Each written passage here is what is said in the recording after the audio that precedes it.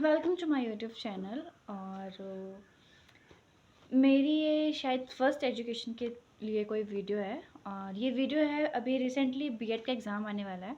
तो अप्रॉक्स सबको यही होता है कि एंट्रांस में सिलेबस क्या होगा।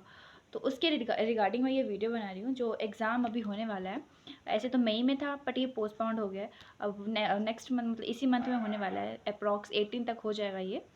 तो सबको प्रिपरेशन करने के लिए सबसे पहले क्या होता है कि हमें ये पता होना चाहिए कि उसमें आ क्या रहा है।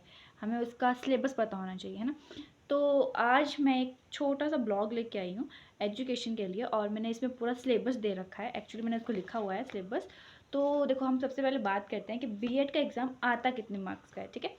तो ये आता है 150 मार्क्स का, ठीक है। और इसमें कितने क्वेश्चन होते हैं? 150 ही क्वेश्चन होते हैं पर क्वेश्चन, 1 मार्क्स का, ठीक है। तो मैं इसका सिलेबस बताती हूँ कि इसमें आता क्या क्या और सिलेबस कहाँ कहाँ से आता है। देखो, सबसे पहले जो पेपर का जो एक पैटर्न होता है, उसमें देखो सबसे पहले आता है जर्नल अवेयरनेस, ठीक है। वो आता है 30 मार्क्स का, और 30 ही उसमें क्वेश्चन होते हैं, ठीक है। उसके बाद आता है लैंग्वेज एंड कॉम्प्रिहेंशन, जिसमें इंग्लिश और हिंदी होती है। मतलब हिंदी के अलग से होते हैं 20 क्वेश्चन, और इंग्लिश के अलग से होते हैं 20 क्वेश्चन, है ना। तो ये 40 क्वेश्चन हो गए। और ये कितने मार्क्स के? 40 मार्क्स के। आगे आता है लॉजिक रीजनिंग। रीजनिंग होती है, इसमें मैथ्स भी होता है और रीजनिंग भी होता है, ठीक है। तो ये आता है 20 क्वेश्चन, इसके भी 20 मार्क्स के। और आगे आ गया नॉलेज एंड नेशनल कमीशंस, तो इसके भी 20 क्वेश्चन होते हैं। और लास्ट होता है टीचिंग एप्टीट्यूड एंड एटीट्यूड, ठीक है। तो इसके भी 20 क्वेश्चन होते हैं, सॉरी 40 क्वेश्चन होते हैं। तो टोटल ये हो गए 150 क्वेश्चन, और मार्क्स भी हो गए 150, ठीक है। तो अब हम बात करेंगे कि सिलेबस में क्या क्या आता है, ठीक है। तो बात करते हैं जर्नल अवेयरनेस की, मतलब जीएस की, ठीक है। तो जीएस में दो, अभी हम हिमाचल का कर रहे हैं, एचपीयू के थ्रू कर रहे हैं। तो पहला तो होगा हिमाचल से, हिमाचल जो नॉलेज जीके है उससे होगा। तो हिमाचल जीके में जैसे कि जियोग्राफी आ गई, फेमस प्लेसेस आ गए, फिर हिस्ट्री आ गई, सोशल लाइफ आ गई, आर्ट आ गया, और क्या क्या हो इसमें, कमीशन हो गए, इकोनॉमी हो गया ना। तो ये सारा जो हिमाचल का जो जीके है वो आएगा। स्पेशली हिमाचल में जैसे जो ये है जियोग्राफी है, ये ज़्यादा आती है। तो एक जियोग्राफी होगी, और नेक्स्ट हम इंडियन, और इसी में इंडियन के भी क्वेश्चंस होंगे। इंडियन जो हमारी हिस्ट्री है, इंडियन जो हमारा जीके है, वो भी आएगा। इंडियन जीके में सेम एजुकेशन के थ्रू जियोग्राफी, पॉपुलेशंस, और फेमस हिस्टोरिक प्लेसेस हो गए, फेयर्स, फेस्टिवल्स हो गए, फ्रीडम, जिन्होंने फ्रीडम स्ट्रगल्स कर रखे हैं उसके इंपॉर्टेंट फैक्ट होंगे। और और यही सब होगा, मतलब जो इंडियन जीके है। और स्पेशली जो पॉलिटिक होता है वो ज़्यादा आता है, तो उसके ज़्यादा क्वेश्चन हो जाते हैं। और वैसे इंग्लिश में जो वैसे आर्टिकल्स हो गए, फिलअप्स हो गए, और वन स्पेल वाले वर्ड्स हो गए, वर्ब्स हो गए, टेंस हो गए, प्रपोजिशंस हो गए, और आइटम्स हो गए। फिर तो ये जो है बेसिक जो इंग्लिश का है वो आता है ना। हिंदी में वही संज्ञा, नाउन, और जो होते हैं हिंदी में बेसिक से होता है वही आता है। मतलब अप्रॉक्स ज़्यादा टफ नहीं आता है, इजी आता है।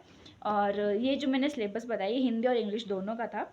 बाकी लॉजिकल रीजनिंग में मैथ्स भी होता है और रीजनिंग्स भी होते हैं। रीजनिंग्स में जैसे रिलेशंस हो गए, फिर वन वर्ड जैसे स्पेल वाला हो गया, स्पेस वाले हो गए, और विजुअल ऑब्जर्वेशन, रिलेशनशिप हो गए, कॉन्सेप्ट हो गए, अर्थमेटिकल, लॉजिकल रीजनिंग होगी।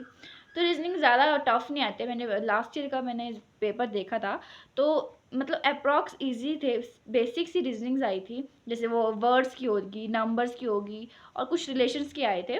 और उसमें मैथ्स ही होता है। मैथ्स ज़्यादा टफ नहीं, जैसे सिंपल सा मैथ्स होता है, प्रॉफिट लॉस के क्वेश्चंस हो गए, या फिर और कौन कौन से क्वेश्चन होते हैं मैथ्स में, प्रॉफिट लॉस के, सिंपल से जैसे मीन मॉड के क्वेश्चन हो गए।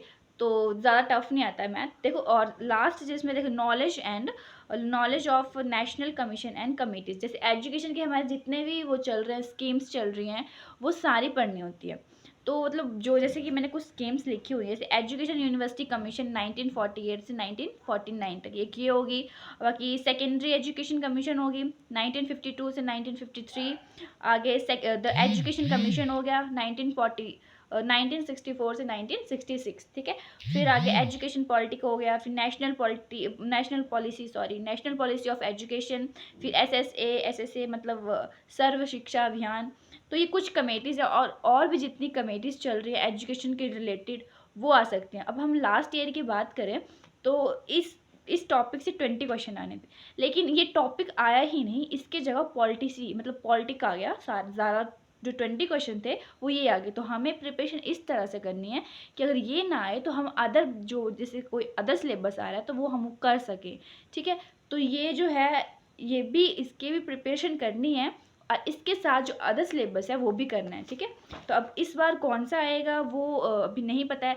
क्या पता है इसकी जगह जियोग्राफी के क्वेश्चन आ जाएं या फिर इकोनॉमिक के आ जाएं। तो हमें इस तरह से प्रिपरेशन करनी है कि जो भी अदर सिलेबस आए हम उसको क्लियर कर सकें। तो लास्ट आता है एक टीचिंग एटीट्यूड वाला। तो देखो ये जो है ये बेसिक याद करने के लिए नहीं है। देखो इसमें बेसिक चीज़ क्या है, इसको हमें याद नहीं करना है, इसको समझना है। तो जो क्वेश्चन पूछे जाते हैं वो लॉजिकल क्वेश्चंस होते हैं, है ना। तो लॉजिकल क्वेश्चंस के लिए हमें क्या करना पड़ता है, माइंड का यूज़ करना पड़ता है। वो क्वेश्चन जो पूछे होते हैं उनको हमें समझना होता है, ना कि ये इसको याद करना है। इसमें कोई क्वेश्चन नहीं होंगे, इसमें देखो पूछा होगा। जैसे बेसिक एक क्वेश्चन मैं पूछती हूँ, जैसे कि मान लो कि आप किसी टीचर के थ्रू आप पढ़ा रहे हो किसी को, ठीक है। तो आपके साथ वो कैसा बिहेव कर रहे हैं, मान लो वो आपके साथ गलत बिहेव कर रहे हैं, तो आपका क्या क्या उनके ऊपर वो होगा कि आप उनको स्कूल से निकाल दोगे या आप उनको अपने तरीके से मतलब अपने तरीके से उनको समझाओगे या उनको मारोगे, है ना। तो आपको इसके ऊपर कुछ क्वेश्चंस आपको दिए होंगे नीचे, मतलब टिक करने के लिए 4 ऑप्शन दिए होंगे। तो उनमें से आपको कुछ ऑप्शन मतलब ऐसे दिया होगा कि आपको मारना है उनको, या अपने मतलब जो आपका नॉलेज है उससे आप उनका बिहेव चेंज करोगे या आप उनको स्कूल से निकाल दोगे। तो ऐसे ऐसे ऑप्शन दिए होंगे। तो आपको यहाँ से लॉजिक लगाना है, आपको सोचना है कि अगर आप एक टीचर हो तो आप क्या करोगे, आप क्या चूज़ करोगे, है ना। तो ऐसे ऐसे लॉजिकल क्वेश्चन आते हैं इसमें। तो ये था ओवरऑल बीएड का जो एंट्रांस आएगा उसका सिलेबस, ठीक है। तो अब मैं एक चीज़ बताती हूँ कितनी पोस्ट होती है ओवरऑल हिमाचल में। तो हिमाचल में 2 ही यूनिवर्सिटीज़ हैं जहाँ पे बीएड होती है, एक है शिमला में, एक है धर्मशाला में, है ना। तो जो धर्मशाला में उसमें कितनी सीट्स हैं, उसमें 100 सीट्स होती हैं, और जो शिमला में है उसमें 250 सीट होती हैं। तो ओवरऑल कितनी सीट है, 350, है ना। तो इसके लिए ये सिलेबस है। अब ये रिसेंट आने वाला एग्ज़ाम, मतलब कुछ ही टाइम बचा अब तो एग्ज़ाम के लिए। तो आई होप आपको ये वीडियो अच्छा लगा होगा। अगर आपको सिलेबस चाहिए जो मैंने लिया है, इसका फ़ोटो, इसका पीडीएफ चाहिए, और मैं ऑनलाइन क्लासेस भी लेती हूँ, अगर आपको मेरी क्लासेस ज्वाइन करनी है तो प्लीज़ मेरे को बताएं, कमेंट सेक्शन में बताएं। तो मैं आपकी जो क्लासेस है, जो सिलेबस है, इसकी मैं कुछ क्लासेस भी लूँगी। फ्री ऑफ कॉस्ट है, मैं कोई कॉस्ट नहीं लेती हूँ। और अगर आपको क्लासेस भी लेनी है तो आप प्लीज़ मेरे को बताएं कमेंट सेक्शन में। और अगर आपको ये वीडियो यूज़फुल लगा हो तो प्लीज़ मेरे चैनल को सब्सक्राइब करें, लाइक करें, कमेंट करें। तब तक के लिए बेस्ट ऑफ लक। जिसका एग्ज़ाम है बीएड का वो अच्छे से प्रिपरेशन करें और अच्छे से यूनिवर्सिटी में जाके एडमिशन लें। आई होप आपको ये वीडियो पसंद आया हो। Thank you, bye bye.